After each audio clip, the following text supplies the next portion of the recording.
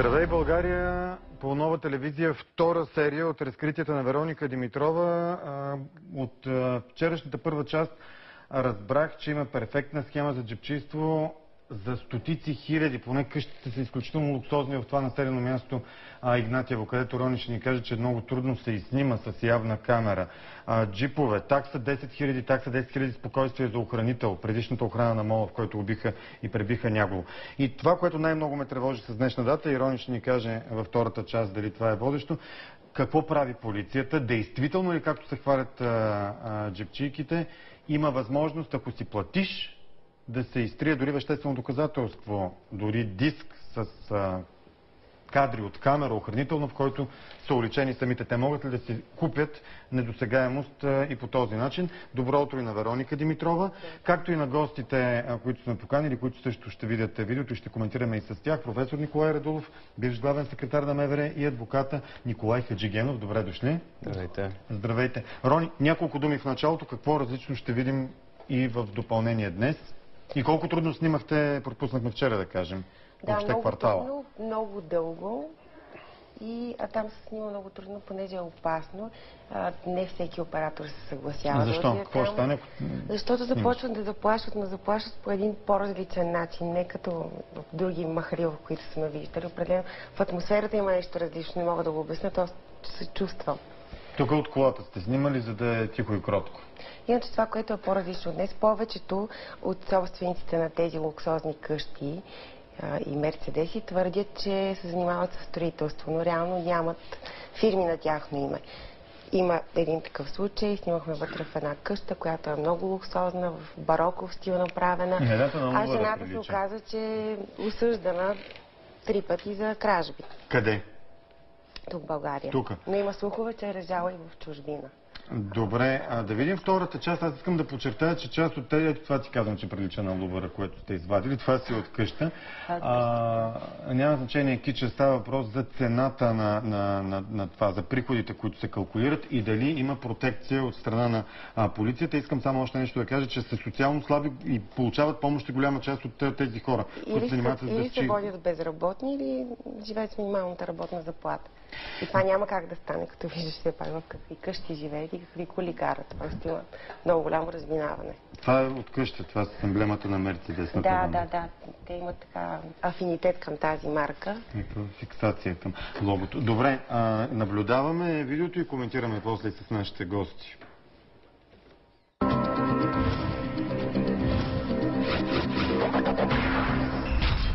Къща почти от нула направена. Трите ми деца са препирали от училище с рев. Баща ви с какво се занимава? Тия къщи, за да ги има, тия работи, нали, както тия дрехи, и нещо. Може да се каже какви ли не думи за нас, че ние си прикриваме джебчийството с стоите на фирми. Няма такова нещо. Луксозни къщи и скъпи коли за стотици хиляди левове. По документи собствениците им са социално слаби. В действителност обаче са забогатели от кражби джебчии. Аз се наемна на собственика на пари, няма спирали. 10 години само помогли. Може 1000 лева да изкарам. Малката сега да дели. Лятото може да дели. Малката ще носи. Аз се почва да се страхува пък сега. Малко не един месец, два, тя излезе да ги прати. Евгения и Мария, опитните джебчийки от Игнатиево, за които вече ви разказахме. Крали са без проблем във варненския мол, в който охранители убиха човек. Плащали на охраната, за да си затваря очите. Шефът на новата охранителна фирма обаче объркал бизнеса им. Отказал да взима пари под масата. Логично. 10 000 на месец. Полицията била зад гърба на джебчийките. Поне така твърдят. Когато се налага, техни хора изтривали записите от камерите на мола, на които били запечатани кражбите. Показваме разказите на джебчийките в полицията. Те обаче не им допадат. Говорителката на МВР моли да прекратим интервюто още преди да е започнало. Полицаите не били подготвени по темата. Може ли да коментират само статистика? Почваш ни от главата, за краката, за това. Аз не знам, тук на такова интервю не съм присъствал. Аз доста години интервюто съм дал. Питай ме, да ти отговоря, каква е организацията, какво правим. Питай ме нещо конкретно, за да ти обясня конкретно. Добре, кажете каквото сте подготвили. Това ми кажи, за да ти кажа. Добре, за статистиката. Какво ти ще ме питаш вече по конкретните въпроси? Добре, кажете за статистиката. Значи за статистиката ще ти кажа. Ама ние няма да даваме отговори на базата на този репортаж. Значи на територията на Варна. Все пак решават да хвърлят едно око и на разказите на джипчийките. Аз не виждам нещо Ще се извика. компрометиращо. Нали този, който взема записите, той ги горе за полицая. Той ги взема от служител на МОЛ. Да, бе, няма как да се манипулират. Те са преласнали. Нека този запис да се предостави, да се веде на прокуратура. В знак на протест този полицай си тръгва още преди да е приключило интервюто. За прокуратурата част от жителите на Игнатиево са съдени за кражби. И толкова. Нито прокурори, нито данъчни са се поинтересували как градът на богатите социално слаби Игнатиево е израснал с луксозните къщи и скъпи коли, за част от които собствениците им дори нямат шофьорски книжки. Проверихме над 20 от жителите на Игнатиево. Оказват се на прага на бедността, на помощи или с минимална заплата, а в действителност богати в колосални размери. Гостуваме в къщата на Гинка и Илиян в Игнатиево. Тя е обзаведена в бароков стил. Поднасят ни кафе в позлатени чаши.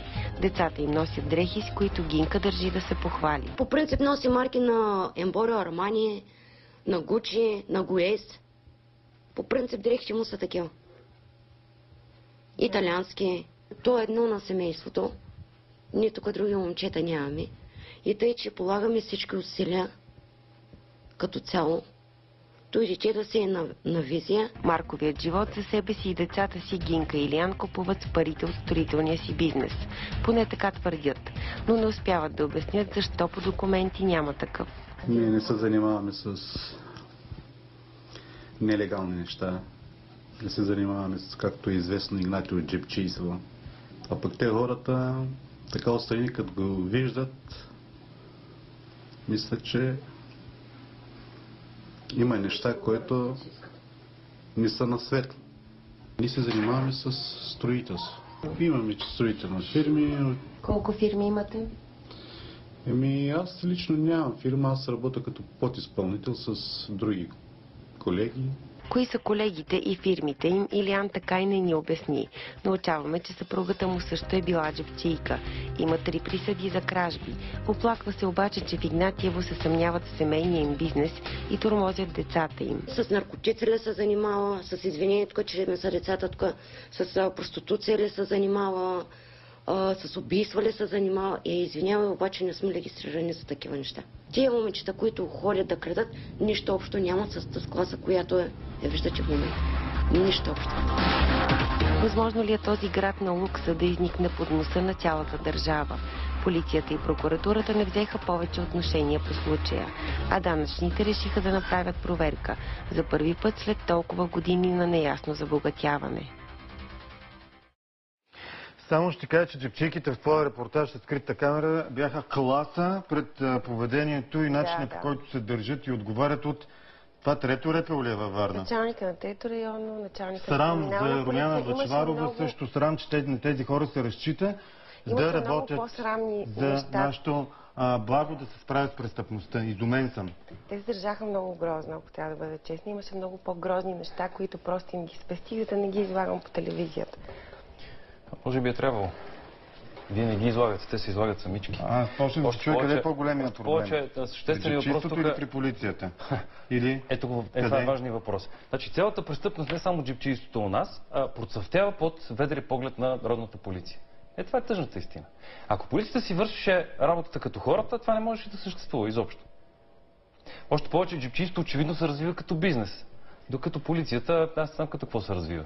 Проявиха ли интерес да проверят и да поручат това скандално твърдение 2000 лева да се дадат на дознател, за да изтрие той запис от охранителна камера, показващ престъпление? Не, казаха, че това е за отдел вътрешна сигурност и че те трябва да се занимават.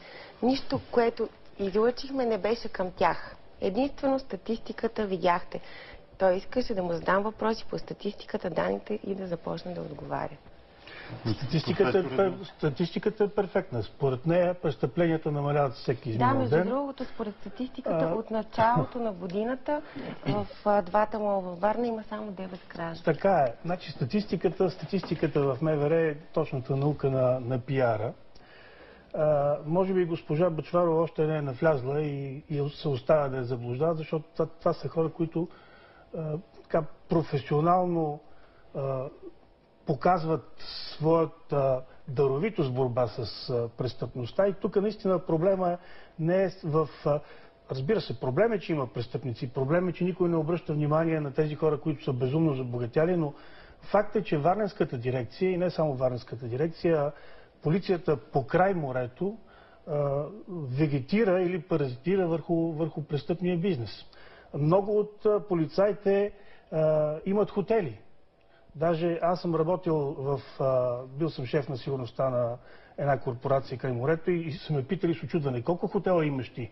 И аз им обяснявам, аз нямам хотели. Как си бил в МВР такъв началник? За кога имате такава информация, ако не поименно, поне нещо насочващо? Имам, например, дългогодишния районен инспектор в Несебър има 3 хотела във Влас.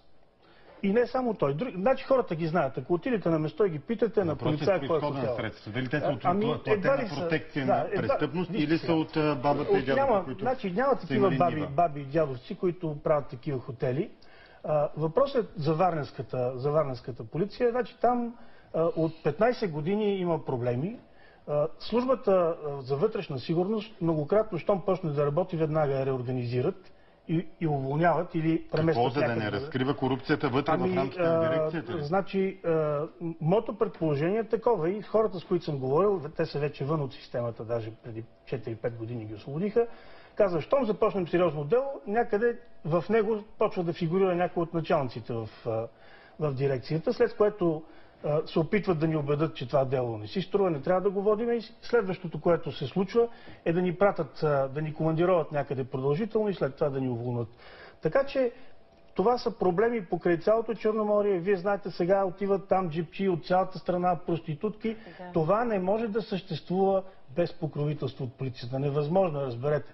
И това, че ще пратят от вътрешността на страната подкрепление от 300-400 полицаи на смяна, нищо не знаеш, защото те хора не познават обстановката там. Даже това, което правят е да ядат без и да се почерпят някъде без да платят. Те пречат всъщност на противодействие на престъпността. Господин Хаджигенов, продължете сега момента да се каже всичко това, след като това е от години, след като се знае, след като имат полицаи с хотели, след като това е възпитанието и начина, по който дори публично вие викате пиар, но това е никакъв пиар, не е да се появиш по този начин с тези реплики пред журналисти. Това е тяхното разбиране за добро представяне. Извинявайте, просто набрах. Толкова има нивото, няма защо да се извинявате. Всъщност това е лицето не само на Варненската полиция, това е въобще лицето на полицията у нас. У нас МВР изпълнява успешно 2 функции. Социална, взимат си заплатите всеки месец. Аз надявам това да е изключение, не дайте така. Коя? Вие дадахте чудесен пример с джипчийство.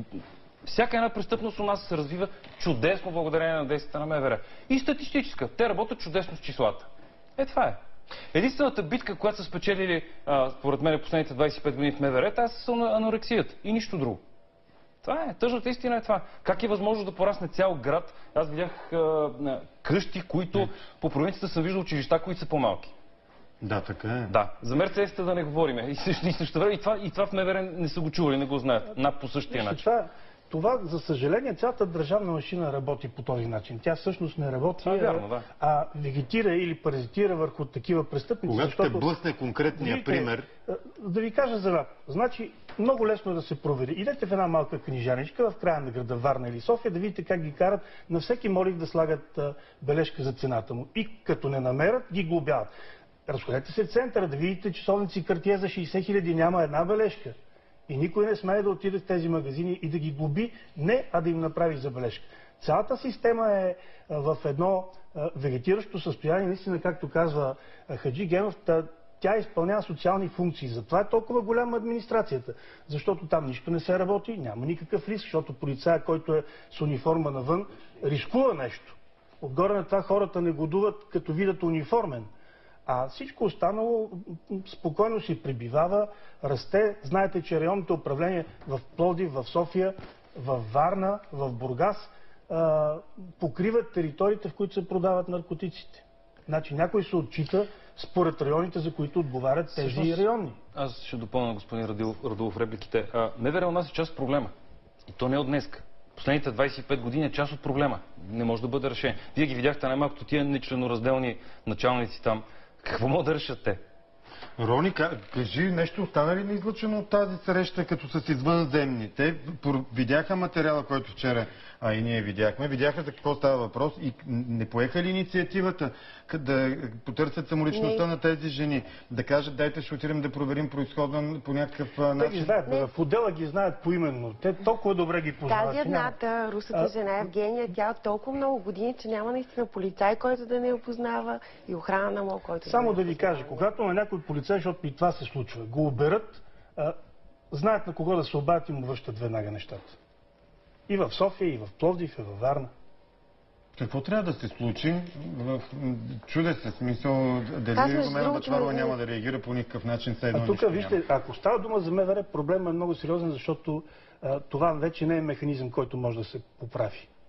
Тук единствената няма неща, които не могат да се оправят. Те могат да се оправят, не могат да се поправят. Хората от пустинята... Да, тук не могат да се поправят обаче, защото дори младите служители, аз имам доста студенти, които започват работа, започват с очаквания, с желания и с мечти и в момента, в който не се пишат картинката, излетяват. Имаше един много стар филм, сигурно преди 30 години, Серпико, с Ал Пачино в главната роля. Гледайте го и ще разберете какво се случва в сегашната полиция, в сегашното Министерство на вътрешните работи. А иначе, аз и тук съм съгласен като никога. Въпросът с МВР има само едно решение. То трябва да се заличи, да се закрие в този му вид, да се изгради наново, по нов начин с нови хора. Това е нищо. Това не работи. Престъпността у нас избоява благодарение на МВР. Те са част от проблема.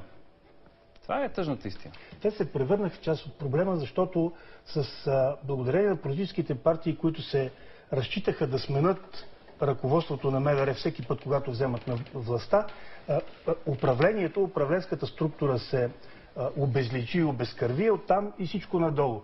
Знаете ли, имаше, казвали сами, не съм го проверял, защото ми е трудно да проверя такова нещо, но места се продават. Особено в гранична полиция. Твърдат мои колеги. Инвестираш, за да си избиеш. Публична тайна. И до момента се носят слухове, че за да станеш полицай на улицата се плаща рушвет на кадровик, на началник. Фактите, защото са ми го казали хора, колеги от полицията, но не могат да го... И не само гранична полиция. Значи, проблемът е, че като говорим така с него, в момента, в който започне разследване, ни питат, дайте ни доказателства. Ние ли ще събираме доказателства? Да, на мен ми казаха, ама няма ли да събира? Или пък сигнали. Къде са тия сигнали? Име и отпечатъци от пръсти. Име, да. И веднага ще проверим. Ами какво ни остава? Освен това, там в Игнатиево, повечето хора имат незаконни оръжия. Карат без книжки. Там въобще навсякъде, където пипнеш, е цари беззаконие. Така че мисля, че МВР има достатъчно работа. Освен ако големия джепчия не е някое районно полицейско или там местно поделение, което всъщност е по-голям джепчия от тези малки. Съжалявам за крайни. У нас няма престъпност, която да не се покрива от полицията. Няма такава престъпност. Дали говорим за джепчийство, проституция, търговия с наркотици, каквото се сетите, навсякъде то се покрива от някой полицай и обикновено не е униформен на улицата, не е само той. А са по веригата страшно много хора. Иначе не е възможно да съществува в този вид. Закона изисква декларация всяка година на приходите. Аз съм нямал вече някой проверяваш. Видите колко много полицаи, особено в курортните местности и големите градове, внезапно лелите им умират и им остават много голямо наследство, въпреки че не са платили данък наследство там. Да. Това е отделен въпрос. Няколко думи само да кажа във връзка с този диск за доказателствата. Аз от години предлагам, и не само с експерти в сигурността, да се направи реформа на начина на съхраняване на доказателствата. Тефтерчето, което изчезна, е резултат на липса на такава система. Значи, доказателствата седат зад разследващия полицай зад гърба му, зад бюрото му. Къщафони, като в магазин. И изчезват всякакви доказателства. Например, при едно от убийствата при дискотеките, в съдът нещата паднаха, защото ножа, който е приложен към веществено доказателство, не е този, който е убито момчето. С по-късо острие. Така че, за да се започне от някъде, дори да не се стигне до тази реформа, поне това нещо трябва да се направи. Финал, а ти какво искаш за дисковете нещо конкретно да кажеш? Няколко оперативни работници отговарят за това да ходят и да взимат дисковете от там, които са 3, може би най-много. Много е ограничен кръга. Тема с продължение. Какво да кажем за финал? Няма да се откажем, ще повтаряме и тези кадри и ще питаме, ако трябва ще крещим по телевизора. Благодаря ви.